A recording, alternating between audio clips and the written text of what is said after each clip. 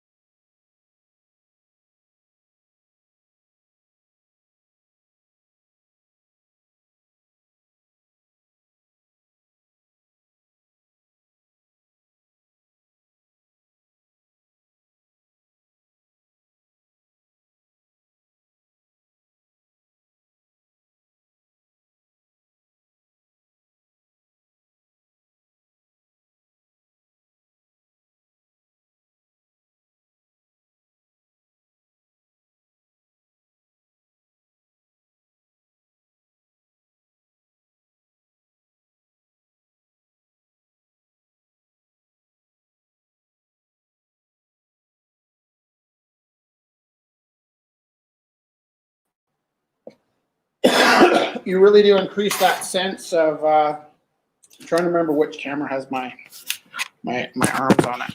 Okay, so here's two. This one's going to run out of battery soon, and it will disappear. And then this is my hand cam.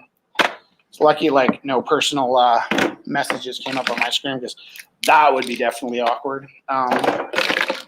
So closure is whenever you have something kind of filling in with your imagination, right? So working with a black background, let's say I were to, I don't know, what could I draw? Let's say I started with that mug that I've been drawing all week, okay?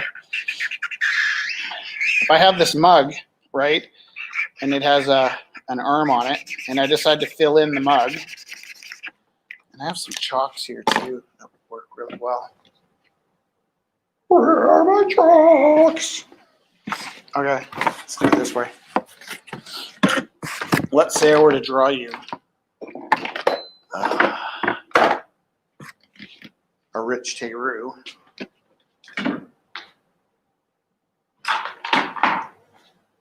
You know, I actually do get ready for these broadcasts, and then because it's lunchtime and I'm short on time, I end up moving things around a little bit.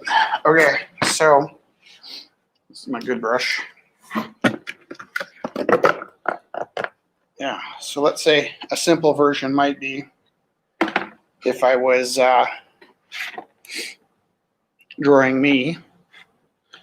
Here's my head,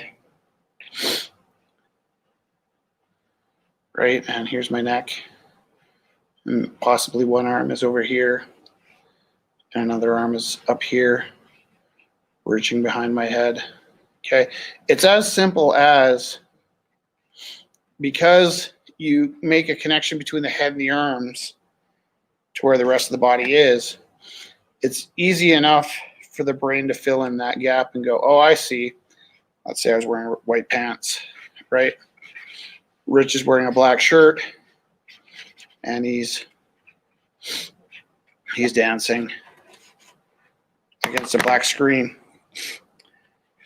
Now, in a photograph, I don't know if this makes a great photograph where my body has disappeared, but in a painting, it works really well. And in a drawing, it works really well. So one of the things that I think young people when they're working, they really resist that sense of closure.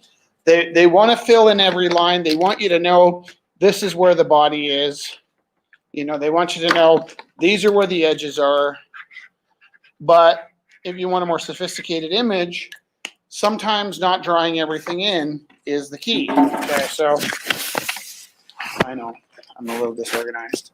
Here we go. Let's say I had the reoccurring coffee cup, which is just a simple object that I draw all the time. And let's say I decided to do it as an icon, which I've been talking about all week.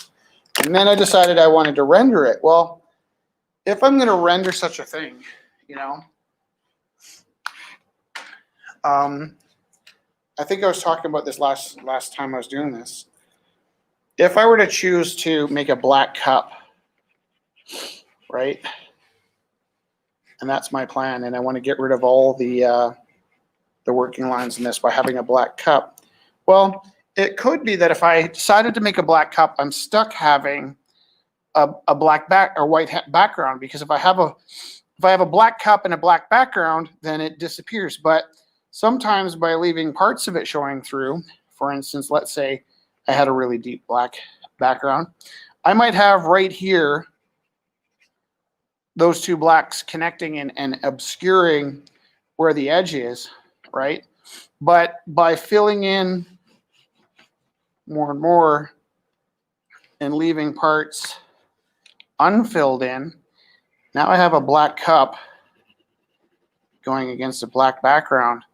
And if you kind of have a feeling like there's an edge here and there's an edge here, even if you see some of this starting to blend in and become all one darkness, even if you can't tell where that edge is, because I've indicated where this cup is, where this handle is on the cup, your brain fills in the gap here where it's attached.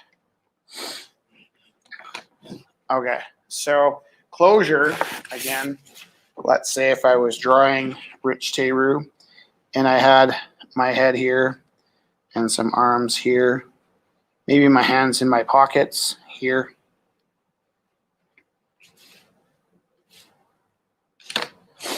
What is the desire to have a more sophisticated image? What is the hope that connects?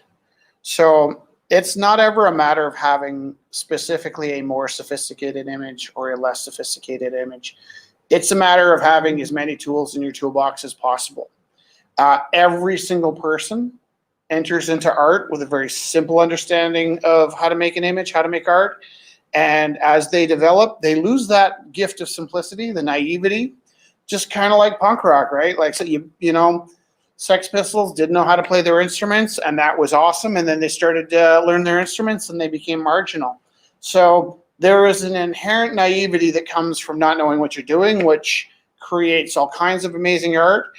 There is that middle level where you're kind of in an awkward level, and then there's your sophistication where you're now choosing to be naive and knowing what you're doing versus stumbling into naivety. And both are great. I don't think that if somebody's on their first day of mark making that they can't sell their painting for $100 million, but somebody like Picasso that could do photorealism when he was 18 that chose to be much more abstract. There is kind of an understanding, I think, amongst lifers, if you're in this for life, that A, you want to put the time in and learn all the steps. B, you kind of want to be a master of all the fighting styles. You can't just be good at karate. You got to be good at jiu-jitsu and kung fu and Muay Thai and everything. You need a series of tools in your toolbox.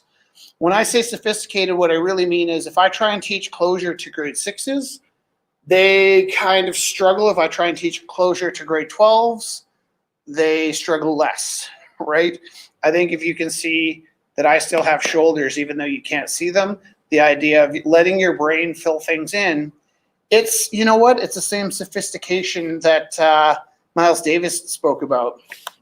It's that sense of not playing every note. It's a sense of the words that you didn't say that you could have said. It's like the implied rhyme. It's like,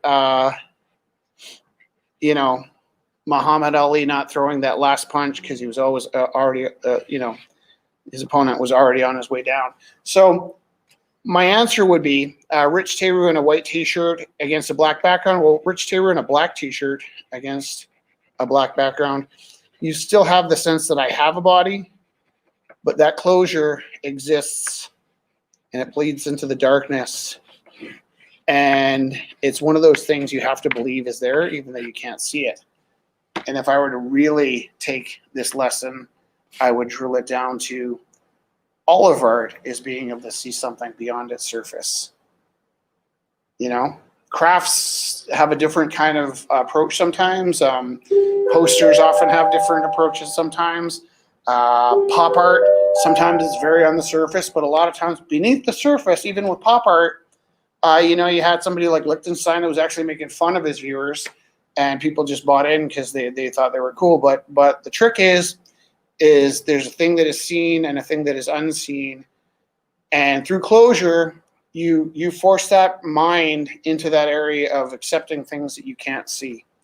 I think I'm at 12 minutes. I apologize that I was distracted for the first minute. I didn't think I'd make it this far because I was expecting my battery to collapse on me. But I'll talk to you Monday. Sorry I forgot about my lesson yesterday. Whatever. They're free. Love you. Bye.